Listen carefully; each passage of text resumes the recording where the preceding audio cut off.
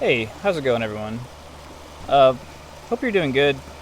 I have definitely struggled to record this report for a few days now, but we're just gonna, I guess, draw it down to the essence. I mean, there's so much that I want to say to you, and I've tried to say to you over the past few days, but it's a hard thing to try to move forward with a type of ordinary business while Mercury retrograde is doing his thing.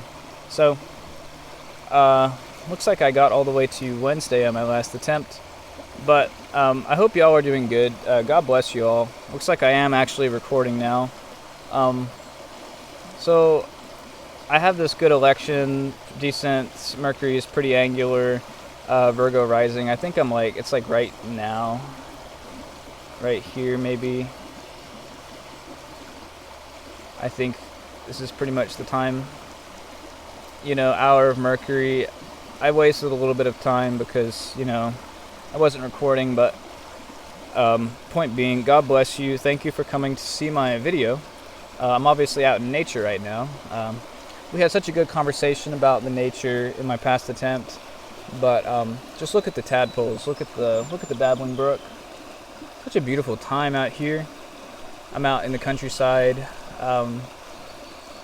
Beautiful to see the heads of wheat turning. Just gorgeous, man. Gorgeous. Thank God. Praise God for His ways and His wisdom. So I praise God that we'll have wisdom to look into these mysteries by His mercy. I thank God. And we're just going to very quickly go through the report and see how much of it we can cover. Maybe we can finish this video, maybe not. I have seriously struggled to record it. But, maybe that's good. I had to really think about it a good many times. But basically, on Monday, we start the day with sort of faded sort of feeling while the moon is in Leo. I think some type of decisions we make at this time have a fateful outcome down the line, and they are connected to the eclipse that we just had. So, I mean, perhaps the eclipse energy is what they've brought out, like they're really starting to manifest something for you with the moon in Leo. But with the moon in Leo here, we're going up against this opposition to Saturn in Aquarius retrograde. So, and the square to Uranus is exact with the exact Uranus-Saturn retrograde square. So, I feel like, if whatever this is connected to for you, this weird financial sort of thing with the structures of society. Uranus is moving forward. It's kind of like a breakout in some way. If the digital currency space did a crazy thing on Monday, wouldn't be surprised. I'm definitely going to be paper trading it, not financial advice at any time. But I'll definitely be paper trading it to see how it goes. I'll be pretty careful with this, so be careful. There will be some opportunity for like trade and business sort of thing with Mercury towards the evening time. But, keep your expectations in check. Spend a lot of time praying and reflecting, I think, today as well, because, I mean, we're going to see a third round of this coming out some point in the rest of the year when Saturn moves forward and Uranus moves backwards, right? So be open to it. Kind of get a look at what it really is. We know it's about the supply chain problems, the shortages. Sort of the eclipse has been about that as well, right? And, this week, it's almost the last week before, it is the last week before the sun goes into Cancer. So, I mean, the mundane charts are going to be changing. I live in a fixed sign area, so nothing will change with the mundane, same chart. But, any area where a cardinal sign was rising will have a different chart. So, with the solstice, things are going to change pretty drastically. Jupiter retrograde at the end of the week here. So, but before we get into all that, let's just keep going with the moon stuff. So, Tuesday doesn't have a lot going on. It's mostly this coming off this sextile. The moon's gaining in light. It's one of the first days of the moon. Second day is like fifth day, right? So the moon's gaining in light. We have this void of course moon all day. If you have something going on in your chart, it could be more of that instead. Mercury is coming back to where he was pretty much on the mundane, or where the moon was on the mundane chart. So I mean, maybe it's a more communicative about like what's really essential, what's really grounded with our emotions, and where we feel comfortable and so on. Mercury could be like kind of tapping into that on like the mundane level, sort of more and more this like during this time. There could be other charts in play on Tuesday, but other than that, it's the moon in Leo. It's bold. We might be more bold and just kind of, with the Mars activating this whole sign, it just could be a bit different. The moon isn't ruling Mars anymore. The sun is, and the sun is being ruled by a Gemini, who's ruled by Mercury, obviously. So it's definitely a pretty big shift in general with like the way we might want to go about things on Tuesday. But Tuesday, okay, so the moon goes into Virgo in the evening and immediately applies the opposition to Jupiter, who's stationing retrograde. And by the end of the day, some type of fateful choice happens, and then the moon makes the trine to Uranus on Wednesday. So with Wednesday, Wednesday is kind of boring too. Maybe not. Maybe it's not. I don't want to say that. It's somehow critical. It's somehow having to do with these supply chain things, having to do with gasoline, oil, and so on as things go on because of the opposition to Neptune, right? So it's something to do with the streets, because of the Mercury square, right? And we're already getting into Thursday, right? So whatever. Wednesday's whatever. It's just a connection to like this modern technology thing in a way. Maybe you can organize your life, your whatever you do that's somehow connected to Uranus and Taurus on Thursday or Wednesday, in a way that's ultimately, connected to fate. It's kind of, we do want to see these. We do want to pay attention to these moon contacts, looking kind of what they mean for your personal life and whatever other chart you're looking at.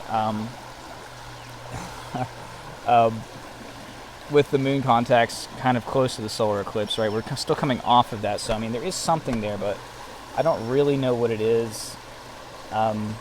So Tuesday and Wednesday don't really have a lot going on. But as we get into Thursday morning, there is this square with Mercury and the sextile to Venus in the morning. So, we're kind of finding a way to be comfortable. We're finding a way to interface, but, it's still kind of like weird with the Mercury retrograde. Maybe like not ordinary, not what we would generally like to see with things going forward, right? But and it gets kind of dreamy with all that. So it's like this, check in with yourself at this time. Like, are you seeing things clearly? Is the way that you're interfacing and doing some type of business at this time, like, is it based in fact? And are these things that are sort of expanding, like, with Pisces, like, are they really grounded? Check in with that, because I mean there is some type of critical situation with that. But overall it looks pretty nice. I mean, Venus is applying the trine with a wide orb to Neptune. The moon's picking up on that. Thursday looks pretty nice in my opinion. At least, pretty good day. Probably. Well, you could look at the Mundane chart to kind of know more about what the day will be like, but it is pretty good.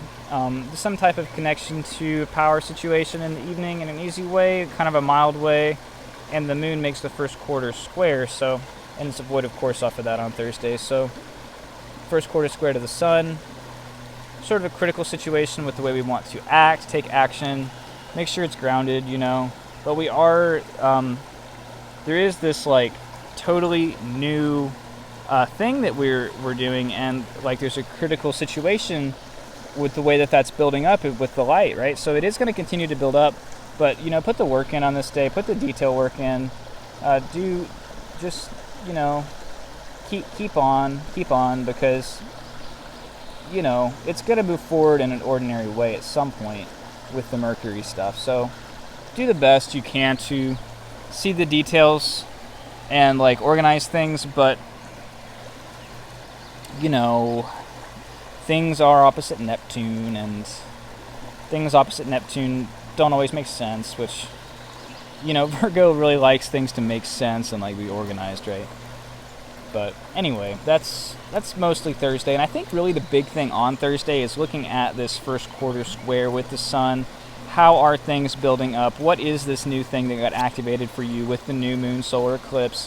What is that, and how is it connected to the details, and how we can use detail work at this time? I think that's all pretty clear. So as we get into Friday, the moon is void of course off of that square to the sun, and then moves into Libra. And this is cool because the moon has a mutual reception with Venus and the square. So mutual receptions mitigate adverse contacts. So in plain English, that means that even though it's a square aspect that's building up towards Saturday with Venus and the moon, they mitigate their... I'm saying the same thing. The difficulty that otherwise could be implied by a square is totally taken out, for the most part, with the mutual reception. So it'll be a really good thing kind of building up in the background on Friday as the moon connects to Mars by the sextile. So an easy way to connect to some type of reaping or, cutting away something, consuming something socially. So like it's connected to the eclipse energy, so it looks nice in my opinion. Generally it looks nice. It means what it says. We already said it. And the sun is getting really close to this trine to Jupiter, so Jupiter's about to retrograde. Sun's about to go into Cancer, so Sun approaching the anaretic degree of Gemini. Gemini energy gets kind of especially hectic. It's going to be less hectic in a way because the solar eclipse is over, but in a different way, this hecticness kind of stays with us throughout the week, and we'll kind of come to more of a head by the end of the week.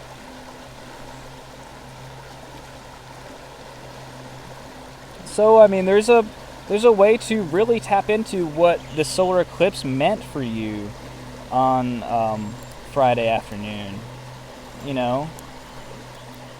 Going into the evening here. So, really reflecting. You have an opportunity to make a good choice at this time. Look out for that on Friday.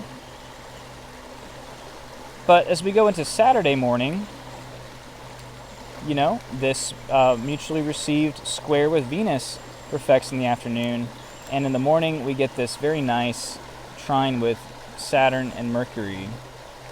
So I still think this is like a good time to be reflective, very tuned in as well as you can be, kind of in a social context, maybe, with a Libra, or whatever Libra rules in your chart. Very good energy for whatever Libra rules in your chart here. Very good stuff, in my opinion. Mercury is getting pretty close to where he's going to station, so he's getting kind of slow at this time too. So Mercury's going slow the other way now. We kind of had a little bit where Mercury could kind of move fast in a way. He was still moving pretty darn slow for Mercury retrograde.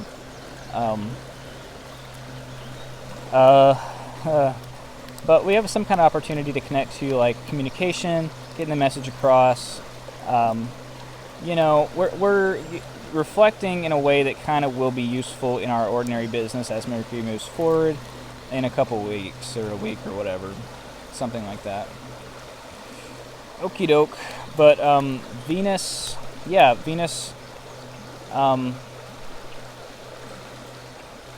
moving into that square with Venus on Saturday here. Looks good. This thing here with the T-square with Pluto, though, it's good, but it's connected to like a power situation or the powers that be in some type of way. So it could be like,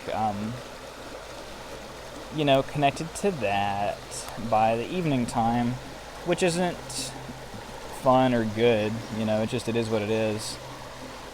Pluto retrograde, more intense. The way the structures work in America or wherever you are, especially America, with America's Pluto being in Capricorn and us coming up onto that Pluto return, the way that buying and selling business kind of works in America kind of could come up in a really serious way, in a powerful way here, and that's something I don't know, kind of chew on, I guess. I don't really know exactly what to say about it, because Pluto is kind of shady and hard to talk about, especially Mercury retrograde now, but that's kind of in the middle of the night. I don't exactly want to tell you what that's about, but don't try to take advantage of anybody, or you're going to get taken advantage of, pretty much. Bless God. Okay, so the moon will go into the first trine to the sun as he moves. Or is that the last aspect? Yeah. Oh, Sunday here. I haven't really thought about this day yet. Going off the cuff here, the moon will be moving into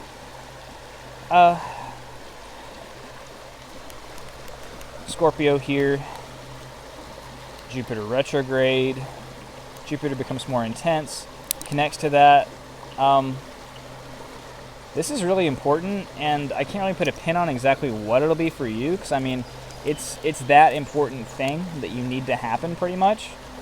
And Jupiter is extra intense at this time, and that can be good.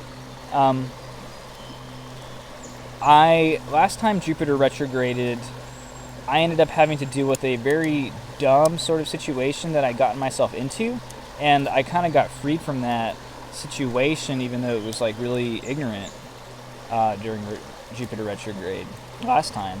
That's kind of what I have to go on thinking about that in this moment. But the moon will be really picking up on that. The sun will be the moon, sun, moon, Jupiter. All looks really connected at this time. The moon is in fall in Scorpio. Not the best, it probably kind of intense. Moon coming up against that square to Leo, and Mars there, and the sun moving into Cancer. So sun in the analytic degree. We're doing our last ditch Gemini sun thing right here. So maybe kind of hectic. I would just be prayed up, be prayed up on Sunday, right? Be prayed up on Sunday. And, God'll be working it. God'll be working it. But there is really an interesting pivot kind of with things in general on Sunday. And I think that's all I have to say. What time is it?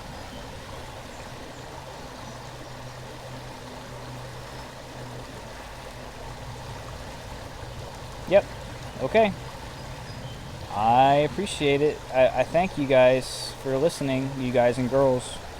Thanks for listening to my report.